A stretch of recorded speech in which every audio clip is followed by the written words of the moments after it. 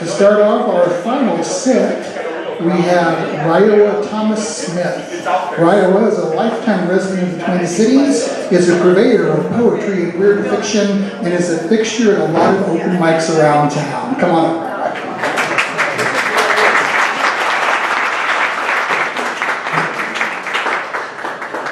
I'll read a short story that was inspired partly by the artist Paul Gauguin and partly by H.P. Lovecraft.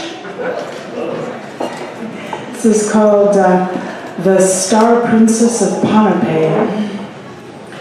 He first came for the artifacts, the sculpture with its wonderful recurving patterns of flowing lines repeated in wood and green soapstone, rare jades, and a queer white gold peculiar to the island.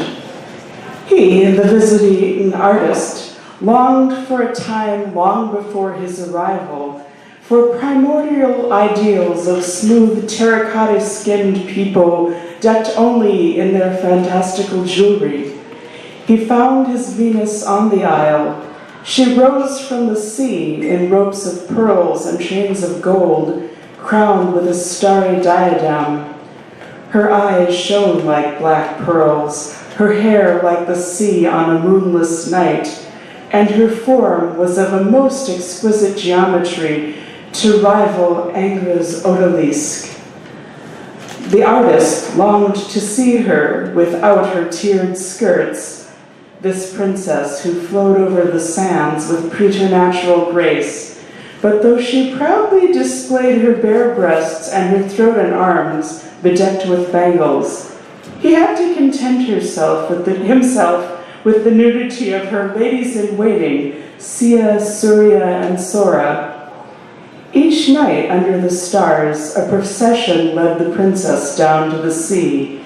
Each night she swam out to the reef. Then with each morning's dawning, she rose from the surf as if reborn. The dawn ritual never failed to fill him with wonder and set fire to his imagination.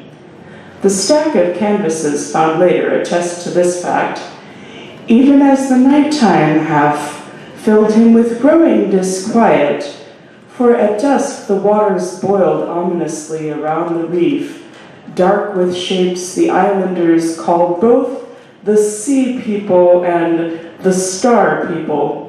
Why both, he wondered, but such mysteries eluded our traveler. He sought answers from the three graces, as he had privately nicknamed Sia, Surya, and Sora.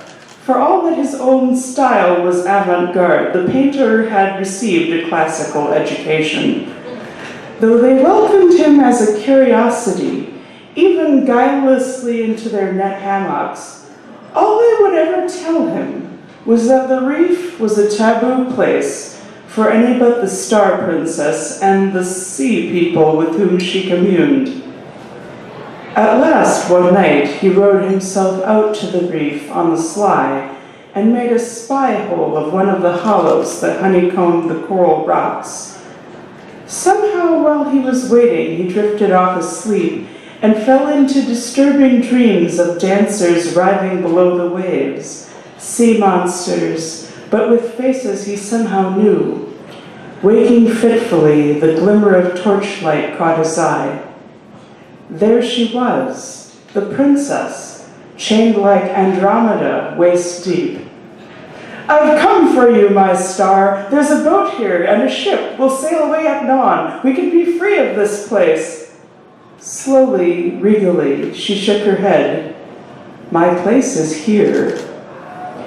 He might have protested, but was struck speechless when her back arched and her skirts fell away, her bare thighs parted, spangled as with coins, and he succumbed to her embrace, twined in her legs, which were many and serpentine, and whether he drowned first or she swallowed him first, only the Star Princess and her fellow sea monsters know.